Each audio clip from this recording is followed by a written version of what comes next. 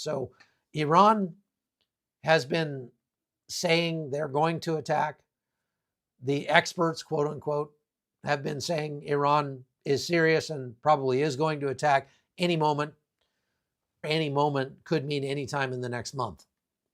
All this extra firepower that the United States has brought to bear over there will certainly make it more likely that Israel will come out of it about like they have the last two times, which is no Israelis killed and very little damage of consequence in Israel.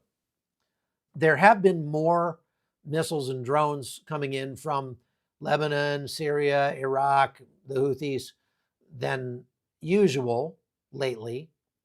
And more of them have been hitting things that are not good, not just landing in the forest somewhere, but actually striking something that they're going to have to fix.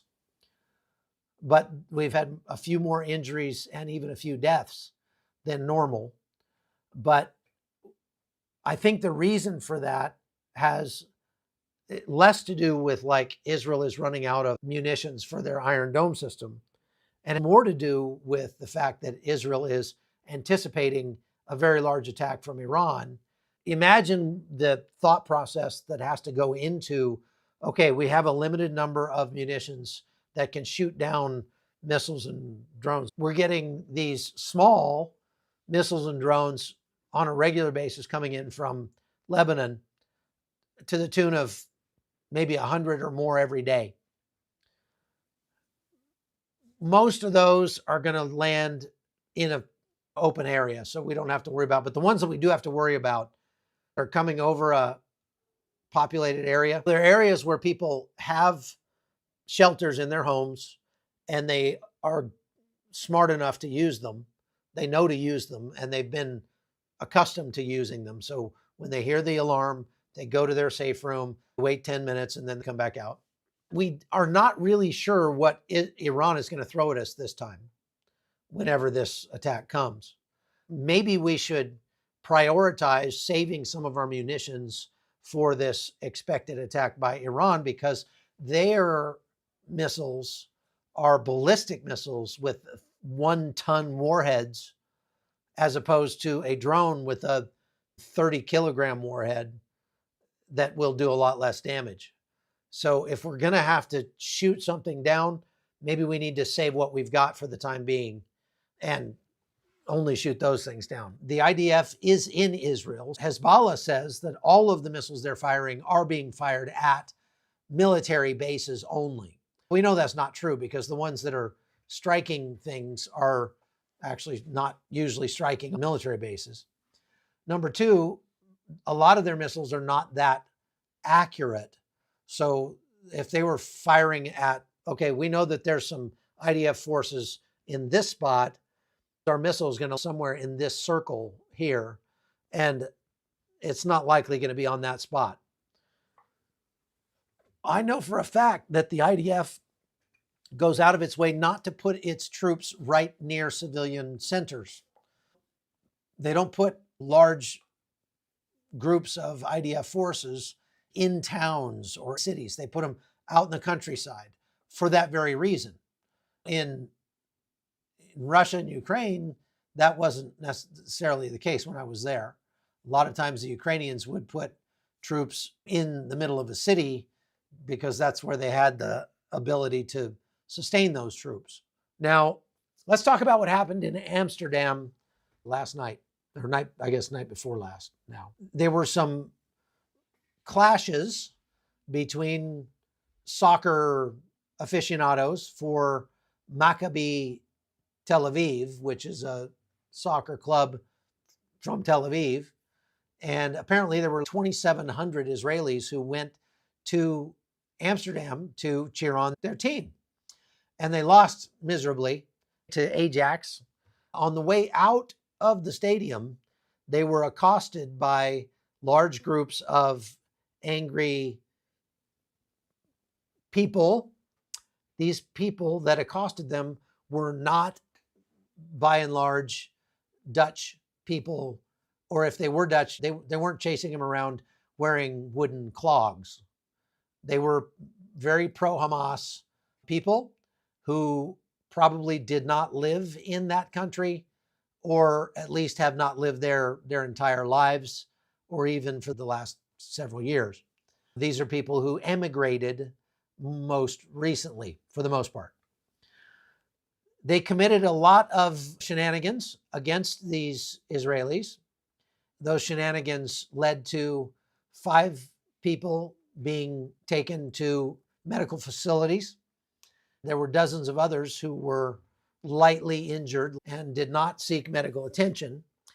It was bad enough that the Israeli government authorized rescue flights to go to the Netherlands, even on Shabbat, on El Al, and get those people and bring them home. They also ordered their citizens to leave the Netherlands if they were there. So apparently the Israeli government sent word to the 2,751 people from Israel who were in Amsterdam and said, you must come home now. Some of those people could not get flights. I guess they were talking about sending military cargo aircraft to Amsterdam as rescue flights to pick them up. And the airport in Amsterdam would not give those flights clearance to land. And so that caused a snafu. Eventually, El Al laid on some extra flights out there. They're calling all their people home. That got me thinking, because I've heard since October 7th, so many people talk about how Israelis are fleeing Europe and even fleeing the United States. I've heard, and I've seen myself, like even when I was coming to Israel on October 9th, 2023, 2 days after the attacks, I came from Tbilisi, Georgia, and the plane was packed with Jewish families, not just fighting age males, but Jewish families rushing back to Israel to stand with their people from Russia. I was surprised by that. Apparently, they had a bit of an out-migration from Israel right after the attacks, but then that turned around and turned into an in-migration. Now they say at least 30,000 people have emigrated to Israel since the war started. And that's higher than normal. They are saying that the reason for that is because of the rise of anti-Semitism around the world. Not just these things that happened in Amsterdam, which, as it turns out, were not spontaneous. They were pre-planned, coordinated shenanigans against these Israeli fans as they left the stadium. In many places of the world, they would call that a terror attack. So the fact that it was pre-planned isn't even the worst of it. The worst of it is that the Mossad and Shin Bet knew that it was going to happen. They had intelligence that said this was going to happen, and they passed that intelligence. This is hard intelligence, not speculation. They knew for a fact that this was going to happen, and they passed that information on to the police in the Netherlands, and the police ignored it and refused to do anything about it. Now, since it happened, there have been a lot of people in the Netherlands who have come out in support of the Israelis. They've even had counter protests in support of the Jews. Geert Wilders, the Dutch version of Donald Trump, has lambasted the law enforcement in the Netherlands for ignoring the clear warnings that they received. The King of the Netherlands was incredibly sorry, came out in a statement and was very contrite and just lamented the fact that it happened, and pointed out that it was only one day from the 86th anniversary of Kristallnacht. Now, when I say Kristallnacht, I assume that everybody knows what it is, but I have a feeling that maybe everybody doesn't. Kristallnacht is German for the Night of the Broken Glass. Happened November 9th and 10th, 1938 in Nazi Germany and parts of Austria. It was a state-sponsored pogrom which targeted Jewish people that lived in their region. Over 7,000 Jewish businesses were damaged or destroyed.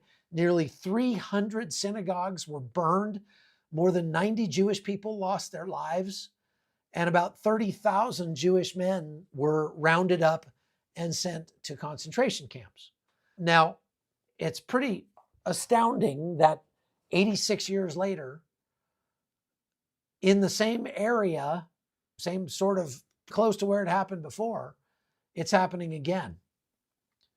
And maybe not on the same scale, but that doesn't matter.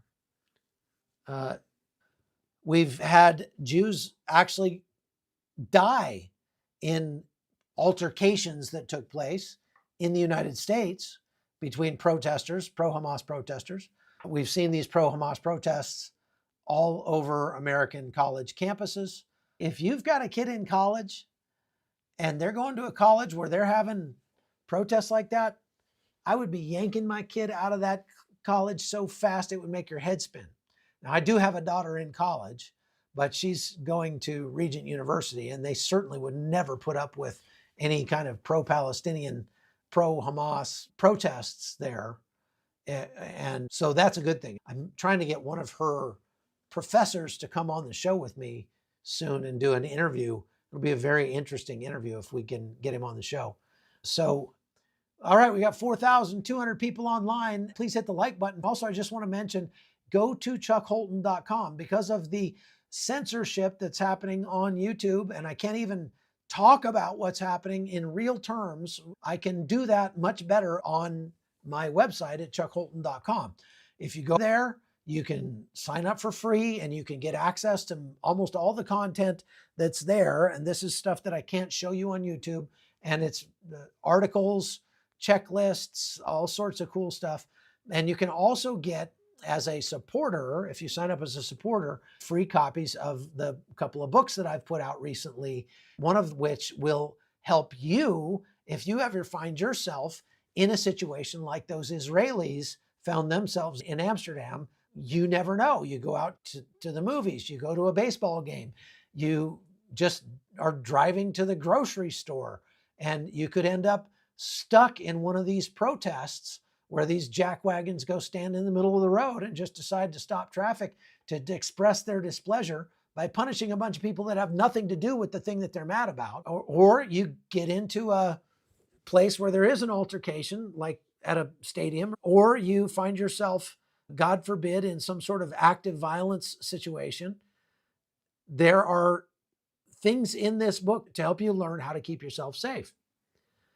You can get a free download of the book by becoming a member at chuckholton.com, just becoming a supporter there, $7 a month. We are getting very close to releasing the book in print, where you can actually get a real copy you can hold in your hands. And we're just getting through the last hurdles to get that done, trying to get it out before Black Friday so that you can order copies if you want to give to your friends, or we can give away some signed copies as well. So don't forget to go over to chuckholton.com.